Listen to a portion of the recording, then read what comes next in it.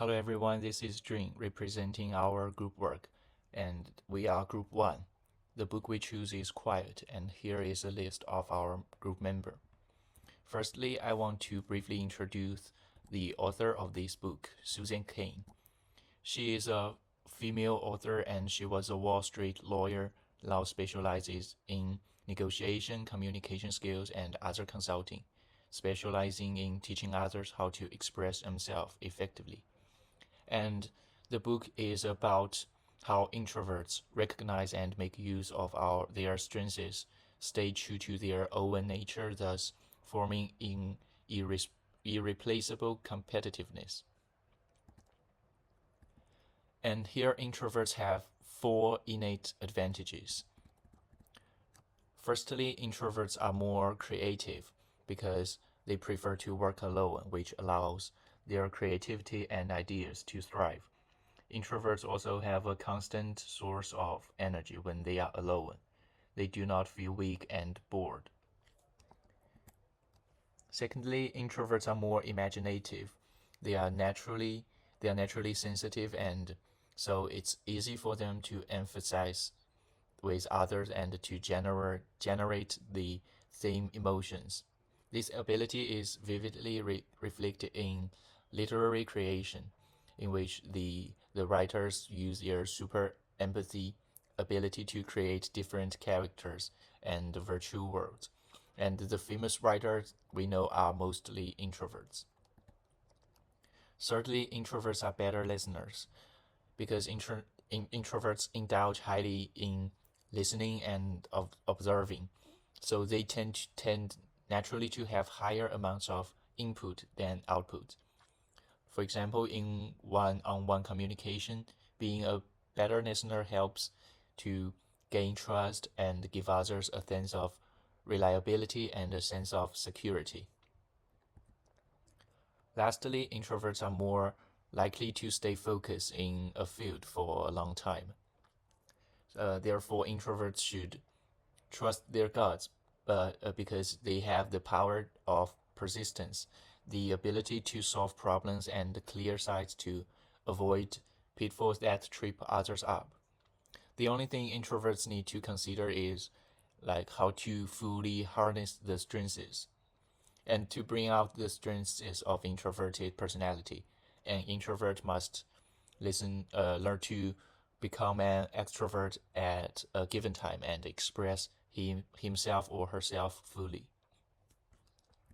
And next, I want to talk about how to practice.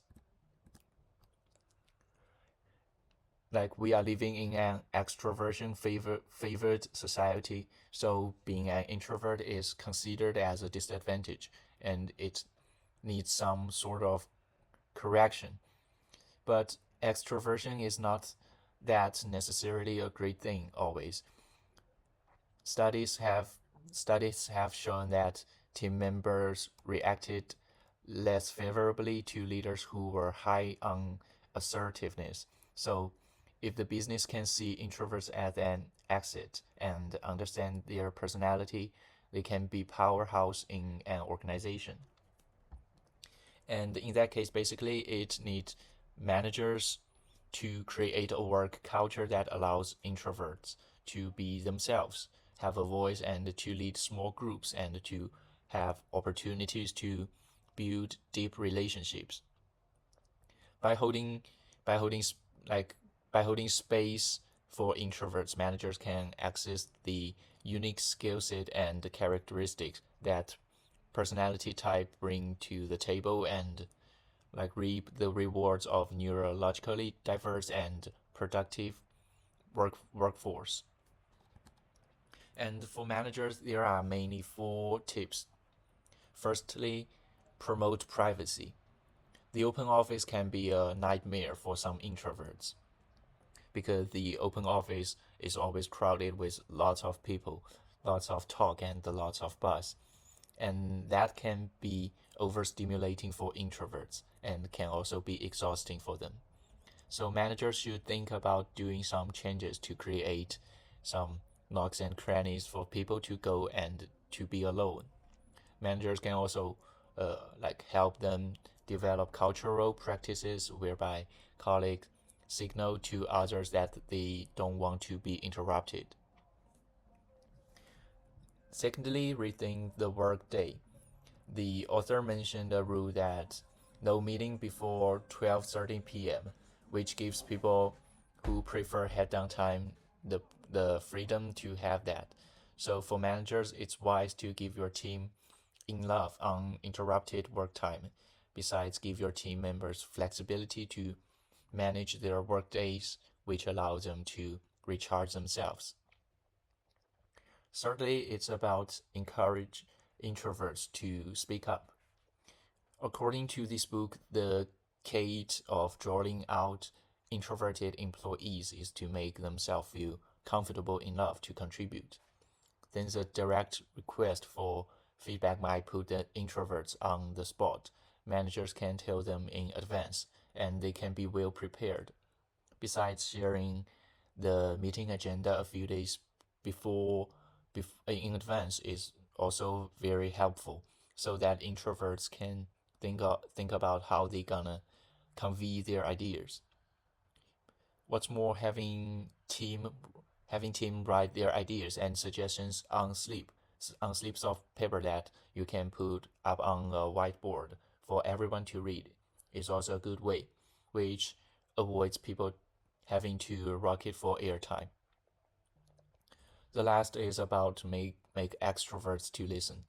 Extroverts often bring enthusiasm to meeting, and you want to encourage that, but you must also teach them to listen, reflect, and become more open to perspectives perspectives of their more silent peers, uh, like introverts.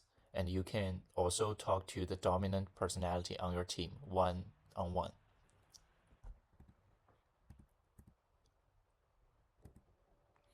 And for introverts, we have some tips. First, use listening to your advantage during meetings. Introverts generally like to speak less and listen more. Actually, it's a major strength in an organization, particularly during meetings. And you can use this opportunity to listen to the conversation and figure out what everyone has been missing. And when you decided to speak, be sure that you have analyzed all the scenarios critically, and you will be able to contribute something short but meaningful. And the second one is go outside your go outside of your comfort zone. Introverts dislike being the center of attention.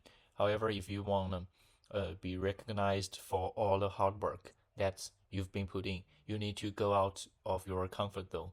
The best way to make your managers recognize that is to do something like volunteering to host that meeting or presenting the project, and this will make your coworkers see you as being more open and approachable.